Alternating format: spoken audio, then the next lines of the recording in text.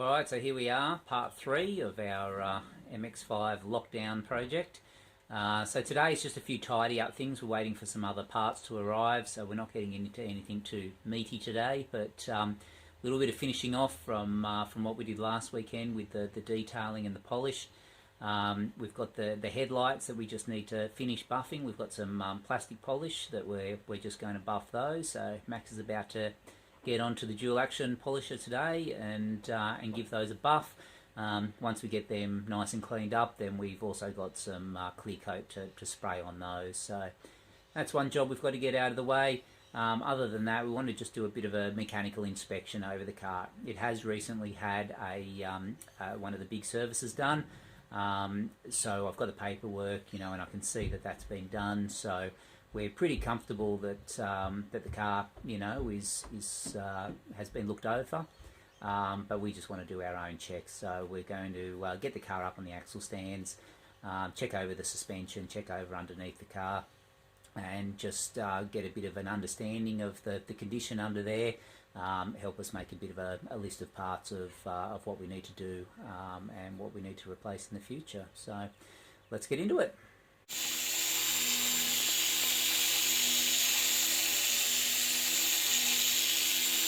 Alright, so today, as part of our check over of the engine, we're just going to do a compression test and make sure that the engine's got plenty of compression.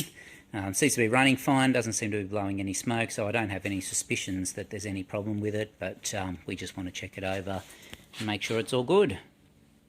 Alright, first test.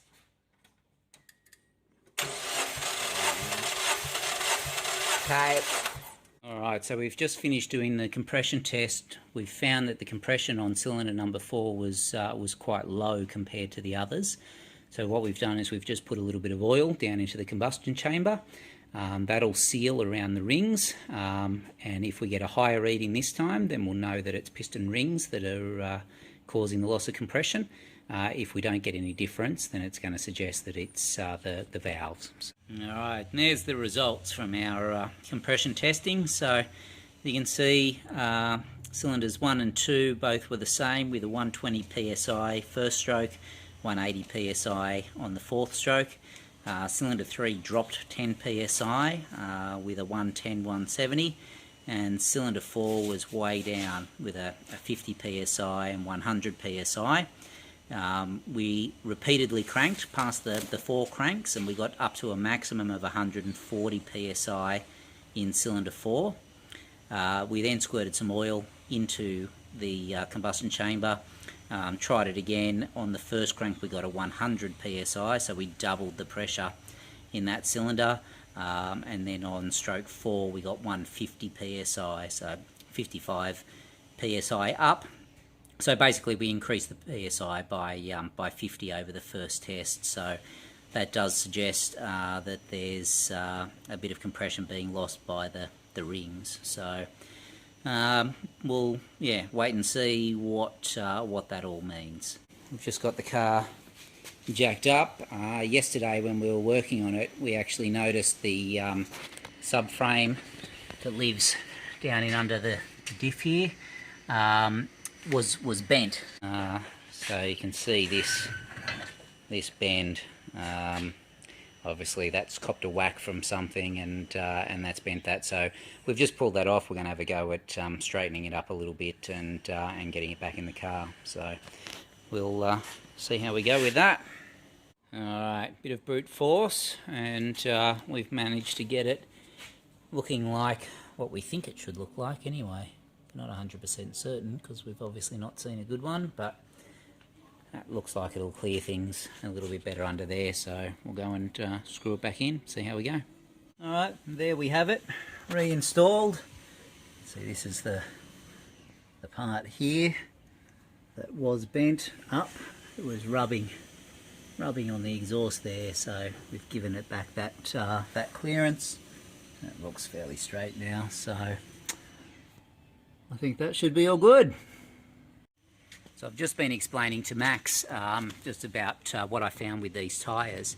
You can see on this tyre here, hopefully you can, it sort of seems to be quite worn on this edge of the tyre. not so bad outside here. So that for one looks like it's scrubbing this inside edge of this tyre. Now when you rub your hand over that, you can actually feel the feathering going in that direction and not in that direction. And on this side, where you've got the tread pattern that sort of loops the other way, again, you can't feel it in that direction, but you can in that direction. So because the tread pattern's different on each side, but the feathering is in the opposing direction, it's not because of the tread pattern that we feel that feathering, it's actually the wear on the tyre. So there's a wheel alignment problem, obviously, with this tyre. Now, what we also noticed was that the tyre on this side is a different tyre. Okay, so it's actually been replaced quite recently by the look of that. So I'd say the previous owners probably had some tyre wear issues. He's had to replace this tyre.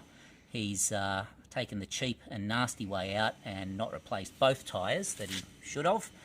You should never run different tread patterns from side to side on a car. So that's something we're going to have to look at. We are about to do the suspension on the car. We've got some new coilovers on the way. So after doing that, we will have had to have a wheel alignment done anyway. So we're not going to worry about it right now. The car's not really sort of doing any miles. Once we get the new suspension set up, then we'll get a wheel alignment done and fix those problems up. Hey guys, got a bit of a surprise for Max. He's been working so hard on this car with me. He keeps sitting in the driver's seat and adjusting it and fiddling with controls. He's keen to have a drive, and we're lucky enough to have a bit of private property over here that I can actually give him a bit of a drive. So I'm going to go in now and tell him. Oh, there he is, just finished up. How you doing, Max? Putting the buzzer back on. Got a surprise for you, mate. Okay. It's finally time for you to get behind the wheel, mate. Oh. Can I have a drive? Fine. Righty, Max. So what I want you to do is just no revs, all right? Just finding the bite point of the clutch. You're just going to gently ease the clutch up until the car starts moving. And then once the car's moving, you can take your foot off the clutch. All right, go when you're ready. That's it. Slowly, slowly. That's it. There you go. You're driving. How much do you stay on the clutch for? Just till the car's basically moving properly. Give it a few revs. A few revs. That's it. The brake doesn't go anywhere near as fast as the clutch. No, so you can start braking while you're still got the clutch out, okay, to start slowing the car down. But if you don't push the clutch in, the car's going to start jerking and try to stall, okay? So you want to put it in as you're coming to an actual stop. All right, so try it again. Foot off the brake, okay, and then just ease that clutch out. That's it.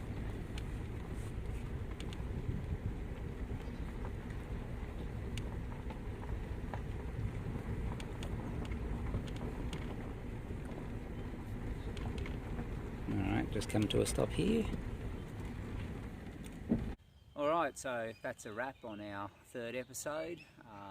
Done a compression test, which ended up being a little bit disappointing to find that compression down on cylinder number 4, but we'll have a look at that and take some advice on what we need to do there. But on the plus side, Maxie got to have his first drive of a manual car, so that was pretty cool. He did really well. So anyway, that's it for this episode. Next week, hopefully, we're planning to get started on suspension. So stay tuned and we'll see you then.